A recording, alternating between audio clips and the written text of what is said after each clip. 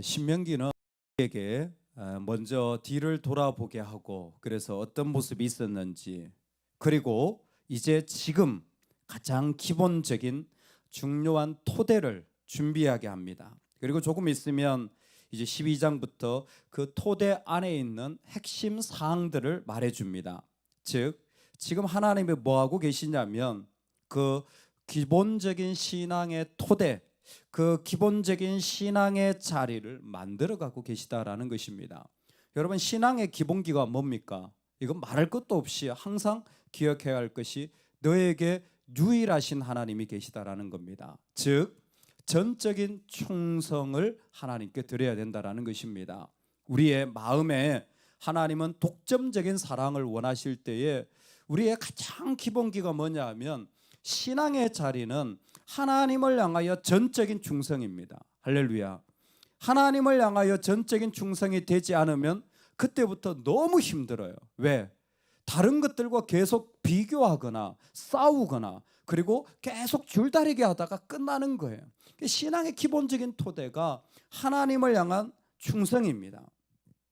하나님을 향한 충성으로 그들의 삶을 이끌어 가실 때에 하나님이 이렇게 말씀하시는 이유는, 여러분, 우리가 하나님께 충성하고자 한다면 우리가 두 가지를 알아야 되는데, 하나는 하나님이 누구시냐, 그리고 내가 누구냐를 계속 확인해 가는 작업이 필요합니다. 모세는 지금 이스라엘 백성에게 하나님이 누구이신지를 끊임없이 얘기해 줍니다. 한두 번 얘기하는 게 아니에요. 왜 그럴까요? 그 토대를 든든하게 하기 위해서 그렇습니다. 계속 들어야 됩니다. 여러분, 우리 하나님이 우리를 택하신 분이십니다. 할렐루야. 세상에 어떤 것이 아니라 하나님께서 너희를 택했다라는 말을 사실 앞에서도 지금도 계속해 나갈 것입니다. 하나님은 어떤 분이냐면 우리를 택하시는 분이라는 거예요. 왜 우리를 택했느냐? 그것은 정말 중요한데 오늘 그 이유를 말씀하십니다. 가나안의 7 족속이 있어요. 이 사람들의 특징이 뭐냐면 숫자가 많고 힘이 세요. 숫자가 많고 힘이 세요. 그런데 그들을 택하지 않았어요. 이스라엘을 택했어요. 이스라엘은 어떤 사람들입니까? 숫자가 적고 힘이 없어요. 왜 이렇게 얘기하실까요? 왜 가나안과 이스라엘을 정반대로 얘기하실까요? 너희들에게 이유가 있지 않다라는 거예요. 택했을 때 너희들의 모습에 이유가 있지 않다라는 거예요.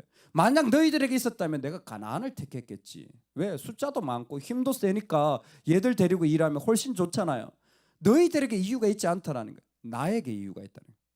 여러분, 우리가 하나님을 충성한다고 했을 때 여기에 있습니다. 이유가 하나님께 있어야 돼요. 내 이유가 크면 그거는 그때부터 충성이 무너진 겁니다. 누가 하나님인지를 그때부터 내가 잃어버린 거예요. 이유가 하나님께 있어야 돼요. 왜 그렇게 해야 되느냐? 나는 세상이 뭐라고 하든지 간에 내 이유는 하나님께 있습니다. 이게 하나님을 향해 충성하는 자들입니다. 하나님이 누구시냐? 나를 택한 분이에요. 그분은 내 삶의 모든 이유가 되십니다. 그럼 난 누구입니까? 당연하죠. 그분의 택한 백성입니다. 그분의 택한 백성이에요. 이게 내 정체성이에요. 주민등록 좀 보여주세요. 예, 저는 예수 믿는 사람입니다. 뭐 하는 사람? 예, 저는 교회 다니는 사람입니다. 당신은 어떤 사람입니까? 예, 나는 예수의 보혈로 구원받은 사람. 언제든지 I am a Christian. 내년에 주제가 예수님으로 결단인데 3달마다 주제를 하나씩 좀 정했습니다. 요즘은 하도 빨리 세상이 바뀌니까 좀 구체적인 주제를 정해야 되겠다 해서 1분기 주제가 I am a Christian이에요. 나는 크리스찬입니다. 내 정체성이 어디를 가더라도 내가 말하고 싶은 것은 나는 예수 믿는 사람을 말하고 싶은 거예요. 할렐루야. 세상에 아무리 돌을 던지고 교회를 향해 아무리 돌을 던져도 나는 예수 믿는 사람입니다. 나는 그게 저이고 내가 말하고 싶은 유일한 것입니다. 이 세상에서 다른 거 아무리 좋은 것 갖다 놔도 나한테 관심 없습니다. 난 그리스도인인 게 가장 좋습니다. 그 자리를 다 고백하고 살아가는 거예요. 예수 믿는 사람이 저 모양 저 꼴로 그래도 괜찮습니다. 그 모양 그 꼴인 게 나는 감사합니다. 왜? 나는 그리스도인이기 때문에. 실망을 주든 자랑을 하든 이유는 나에게 있지 않았기 때문에 처음부터 그분에게 있었기 때문에 그분한테 물어보시고, 상황은 난 잘 모르겠지만 하여튼 나는 그리스도인입니다. 나는 그게 제일 좋습니다. 이스라엘에게 부탁하는 게 그거예요. 네가 누구인지 알아. 네가 어떤 백성으로 살아야 되는지 알아야 된다. 왜? 그래야 그때부터 얘기가 돼요. 그때부터 얘기가 돼요. 이게 안 되는 사람은 더 이상 얘기가 안 됩니다. 왜요? 하나님이 누구이신지 알면 이유를 하나님께 찾습니다. 그리고 그 사람이 하나님의 택한 백성이라면 그 사람은 자기가 원하는 걸 할까요? 하나님이 원하시는 걸 할까요? 분명합니다. 그 사람은 하나님이 원하시는 걸 하는 거예요. 내가 원하는 것을 하는 사람은 하나님의 택한 백성이 아닙니다. 하나님이 원하시는 걸 합니다. 하나님이 지금 뭘 원하십니까? 이스라엘 백성에게 가서 그들을 너는 진멸할 것이라. 어떤 언약도 하지 말고 불쌍히 여기지도 마라. 이게 정말 쉽지 쉬운 일이 아닙니다. 불쌍히 여기지도 마라. 감정적으로 얼마나 단호하게 잘라버리냐. 불쌍히 여기지도 말라. 눈길도 주지 마라. 혼인도 하지 마라. 결혼하면 어떻게 합니까? 다 갈라서라는 거예요. 유혹함, 그다음 우상, 그들이 가지고 있는 목상, 그 모든 것들을 다 불사르라. 진멸을 명하시는 거예요. 여러분, 진멸을 내가 원하는 겁니까? 아니요. 하나님이 원하시는 거예요. 하나님 철저하게 그렇게 잔인할 정도로 무섭게 이 진멸을 원하시는 것입니다. 하나님이 자비가 없어서 그러실까요? 아니면 하나님 그토록 그들이 싫어서 그러신 건가요? 우리는 그 이유를 다 알 수 없습니다.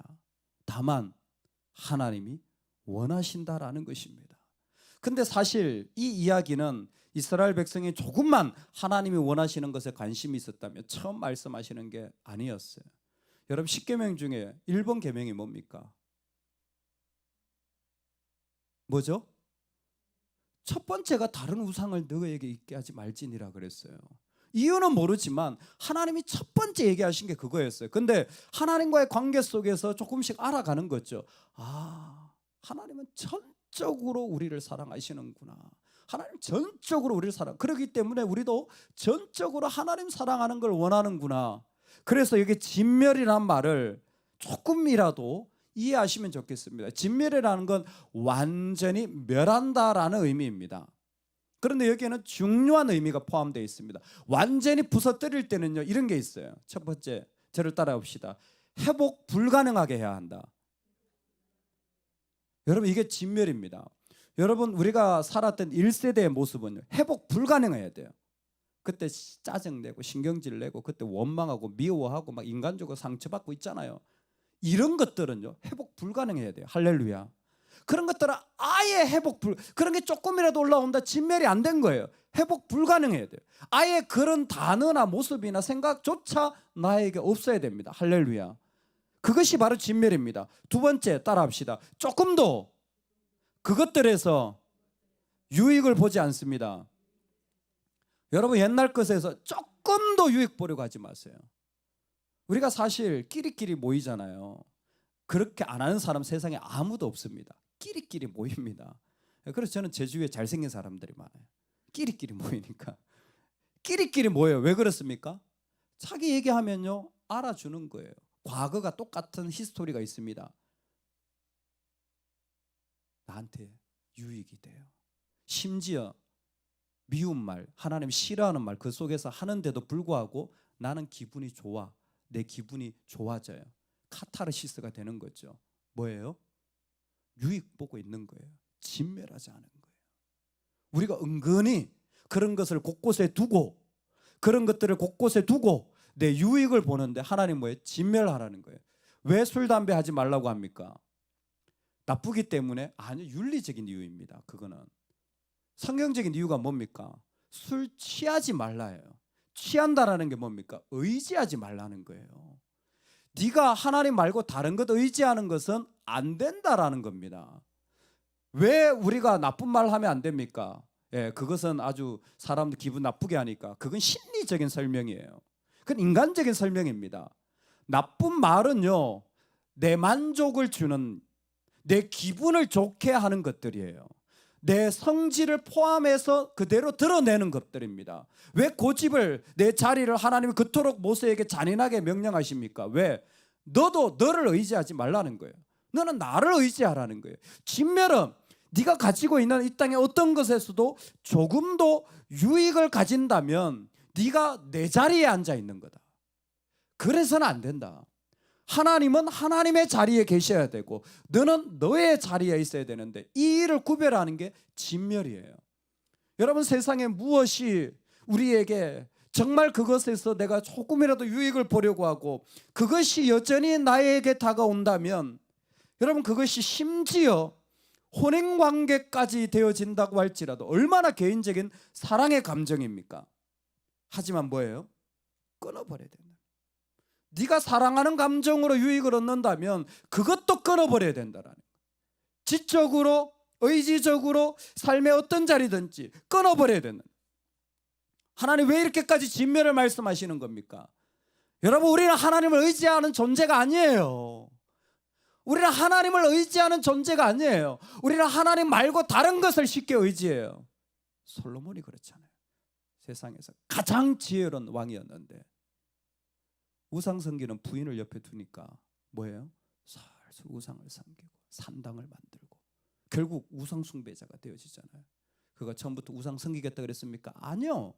아무리 지혜로운 사람도요, 하나님 아닌 것들을 조금씩 득보기 시작하면 그걸 따라가게 되어 있는 거예요. 그걸 의지하게 되어 있는 겁니다. 결국 그것이 그의 삶의 자리를 하나님에게서 옮겨버린다는 것을 하나님은 잘 알고 계셨어요. 그래서 진멸을 말해요. 우리 안에서 이와 같은 일들이 진멸되어지기를 주의 이름으로 축원합니다. 이 전투는 한 번에 끝나는 게 아닙니다. 7 족속을 다 진멸하기 위하여서는 오랜 시간이 걸려요. 뭐든지 오랜 시간이 걸리면 다 낙담하게 되어 있어요. 힘들어요. 오랜 시간 그 일을 계속하다 보면요 정말 어려워요. 그런데 하나님 잘 알고 계셨습니다. 얘들아, 너희들이 이 시간을 할 때에 진멸하고 하는 것들이 정말 너에게 힘들 수도 있다. 그때마다 너는 누구인지 알아야 된다. 그리고 내가 누구인지 알아야 된다. 나는 너를 택한 하나님이고 너는 나를 위해서 내가 원하는 것을 하는 나의 백성이란다. 그 자리를 지켜나갈 때 이것이 낙담이 아니라 끊임없는 하나님의 영광 받으시는 일 거야 라고 설명해 주시는 거예요. 오늘 우리의 삶을 통해 바로 이 일이 일어나기를 주의 이름으로 축원합니다. 그러니 오늘 우리는 어떻게 살아갑니까?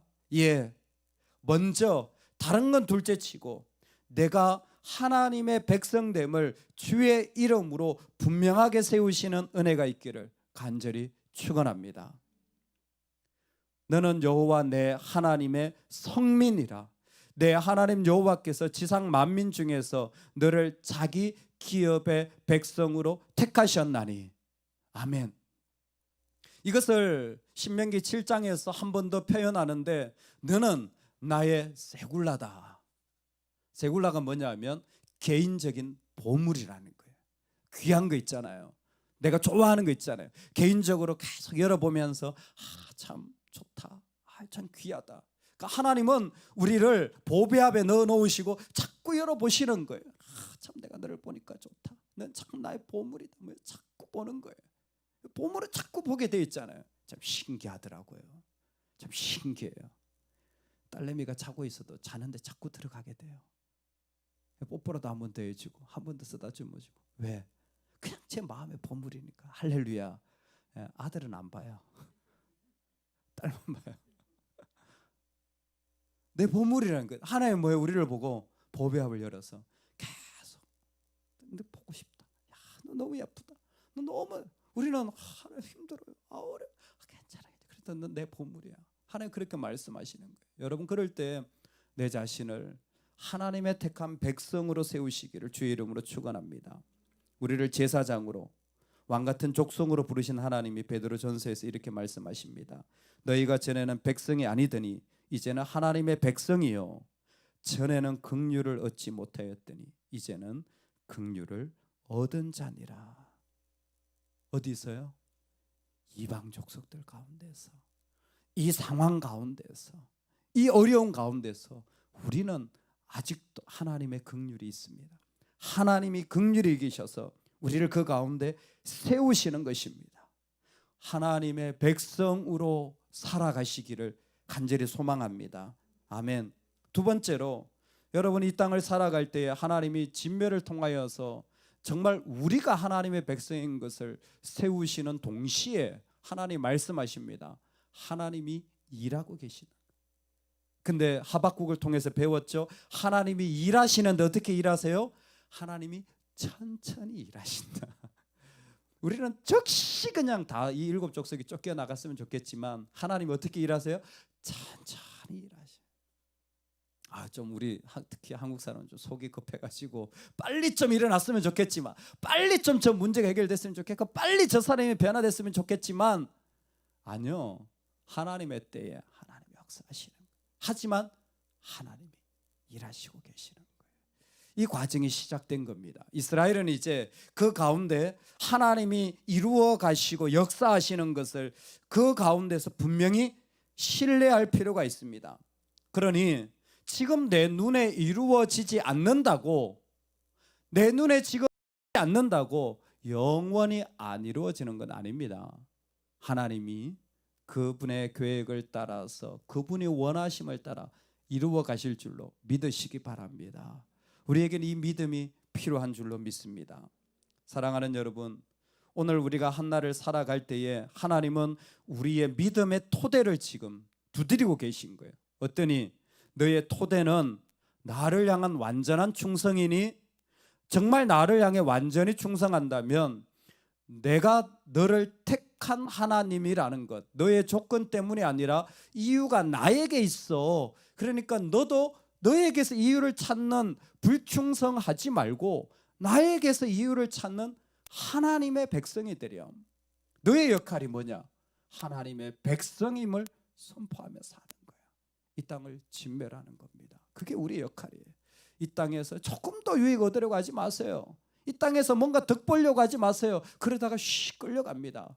여러분, 그것이 아직도 살아나서 내 안에 온다면요, 죄악이 불능하도록 만들어버려요. 이 땅에 있는 나의 소망과 죄악의 쓴뿌리들이, 그 악한 것들이 온다면 죄악이 불능하도록 완전히 밀어버리시길 바랍니다. 그리고 오직 나는 하나님의 백성으로 역사하시는 주님을 소망하며 살아가기를 주의 이름으로 축원합니다. 아멘. 같이 한번 기도하겠습니다. 오늘 기도할 때